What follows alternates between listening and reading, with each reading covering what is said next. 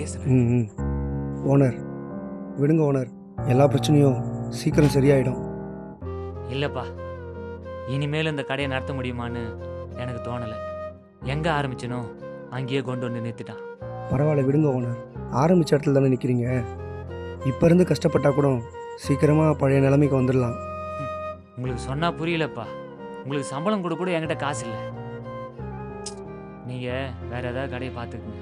Owner, இவ்வளவு நாள் சம்பளத்தை எதிர்பார்த்து அந்த கடையில வேலை பார்த்துருந்தோம். ஒரு மாசம் சம்பளம் வரும், ஒரு மாசம் சம்பளம் வராது. அதெல்லாம் இருக்கட்டும் ஓனர். இல்லைப்பா, என் பொண்டாட்டி போனதுக்கப்புறம் என் பொண்ணை பார்த்துக்கிறதுக்காக அவங்ககிட்ட இந்த கடையை நம்பி ஒப்படைச்சேன். ஆனால் அவன் கடையை நாசமாக்கிட்டான்.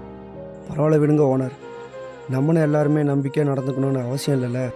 நீங்கள் எங்களை நம்புங்க, இதுக்கப்புறம் கடையை சீக்கிரம் சரி பண்ணிடலாம். உங்கள் 2 பேரை மட்டும் வச்சுக்கிட்டு எப்படிப்பா கடையை ரன் பண்ண முடியும்? நாங்கள் மட்டும் இல்லை ஓனர், ஸ்ருதி, லிட்ஸு எல்லாருமே உங்களுக்கு சப்போர்ட்டாக இருப்பாங்க.